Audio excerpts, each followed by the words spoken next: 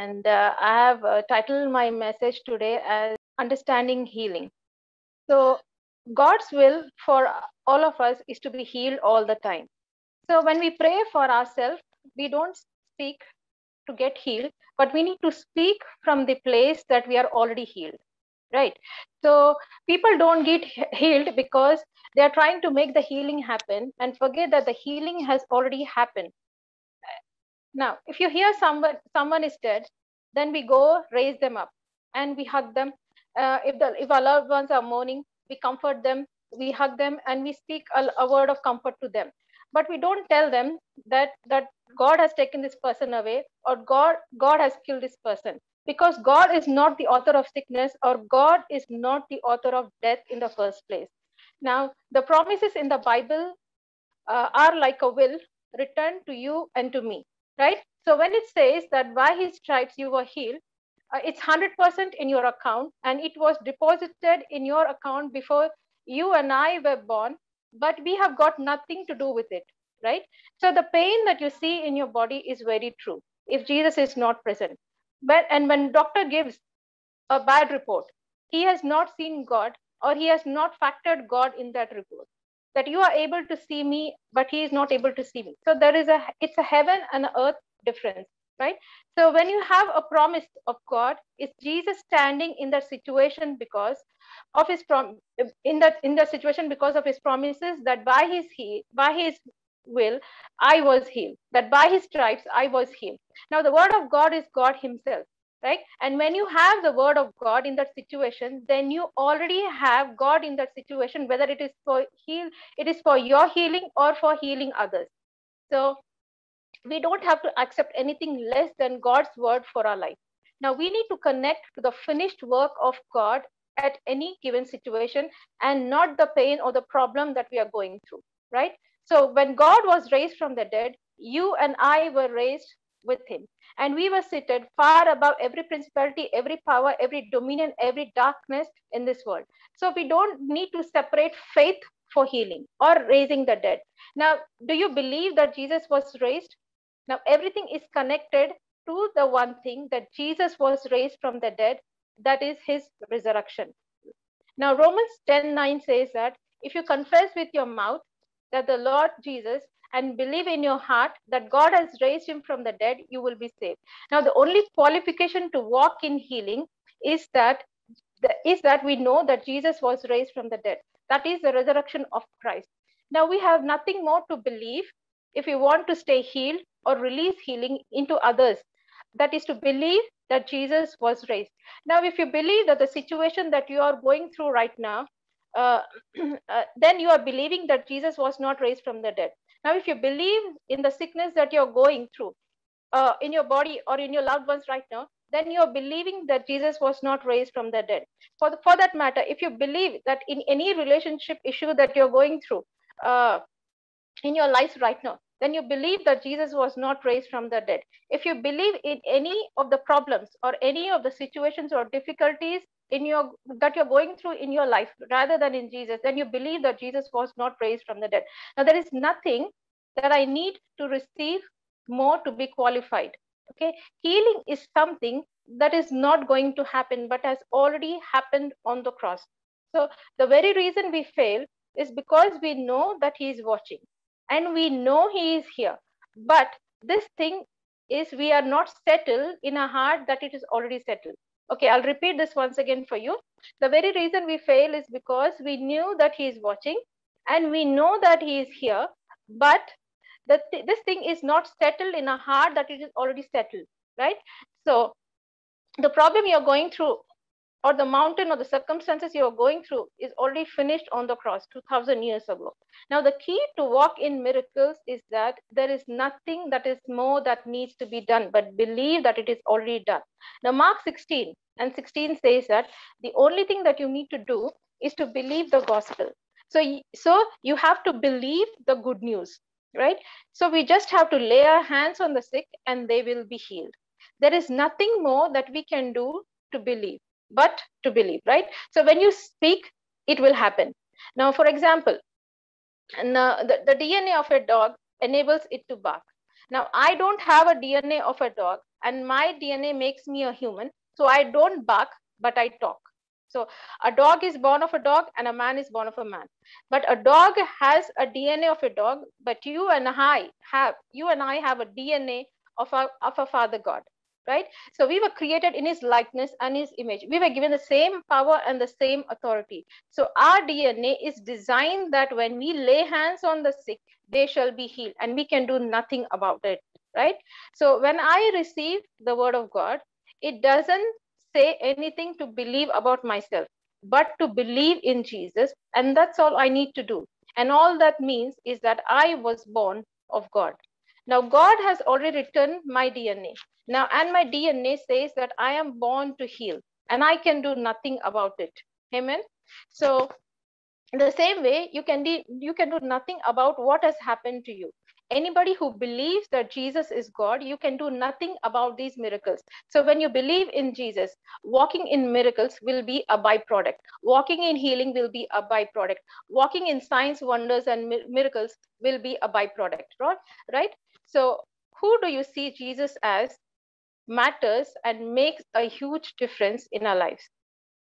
So our eyes has to be only on one thing, that Christ has been raised from the dead. Now, every problem has been designed to know, has Christ been raised from the dead? Right. So, we need to learn to pace ourselves, and we need to be consistent. So we are not running a 100-meter race, but we are running a marathon. So for a 100-meter race, we need to pace. We don't have to pace ourselves. But keep running. But for a marathon, we need to pace in order to run and to win. So we don't try to run with somebody else's experience, but we need to have our own experience with God in our daily lives. So the successful preachers are the ones who have cherished what they have received and are joyful about it. So if you don't cherish what you have received, then your mental knowledge will become an extra burden to you, right? So all we need to do is to master this verse, that by his stripes we were healed. It is not only for me, but for the entire humanity. Now, in my initial days, I used to believe that that I cannot pray immediately for cancer or for HIV or for paralysis. But what I used to believe, that I first need to start with a body pain or a headache or a fever, then I can go ahead, and when I progress, and when I get success in praying for this, then I can pray for cancer, or I can pray for HIV. Now I'm sure that many of us on this call were in my shoes too, right? But what I say is, if you have seen a headache heal, then you have nothing more to do to see a cancer heal. It is the same way that you prayed for a headache to go, the same way if you pray for a cancer to go, it will go, because it was already healed on the cross, right? So why healing doesn't happen when we speak?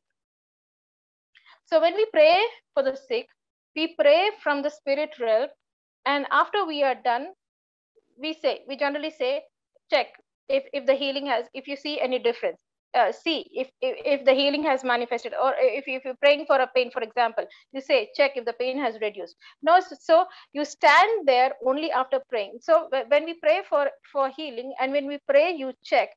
When we say check, we need to know that where we are standing at that point when we say check. So when we are standing in the spiritual realm and praying, and say check, and come down to the natural realm and say check, then we are believing in ourselves, and we are not trusting on God. All we have to do is we have to keep our eyes fixed on Jesus all the time, right? So uh, right. So when you come down, you are coming to the natural self and keeping your eyes on Jesus. So Bible says we need to keep our eyes fixed on the spirit realm when we are praying for the sick. So 2 Corinthians 4:18 says, we fix our eyes on things that are unseen, but not on the things that are seen. So how can you fix your eyes on the things that are unseen? So unseen doesn't mean not existing, but we can keep our eyes fixed on the unseen realm is by believing that it is already done, that it is already paid for, it is a done deal. And our belief brings things from the unseen realm or the spiritual realm into the existence or into the physical realm or to manifestation, right? For example, um, if a TV is playing in a drawing room, and we are in the bedroom, so even in even in a bedroom, the waves are passing, but we can't touch it, we can't feel it, or we can't see those waves, right? So but we believe, because we are taught this in our science class, right? Now we can see the manifestation of it in our phones, on our TV, on our computer. Now, even though we cannot see these electronic waves, but they exist. Similarly, though you cannot see the word of God, it is more real than these waves. Amen. Now, by the stripes of Jesus, we are healed. Now, it's 100% existing, and it is more real. So we need to fix our eyes on things that are unseen. Now, the reason we need to be fixing our eyes on unseen is only because the unseen can bring the things into existence, that is, bring into the seen realm. Now it is about how we lead, how we allow the Holy Spirit to lead us, to convince us about this truth that we were already healed by his stripes. Now Elisha did not call for the army, but prayed that his servant's eyes would be opened so that he could see in the spirit, and as he was enjoying the fruits of the spirit. Now that's what happens when we fix our eyes on the unseen realm. So what happens is our eyes will be open to the things that our natural eyes cannot see. So when you say, uh, by his stripes you are healed, you say, Lord, I want to see the scripture over every person I am going to pray to be healed.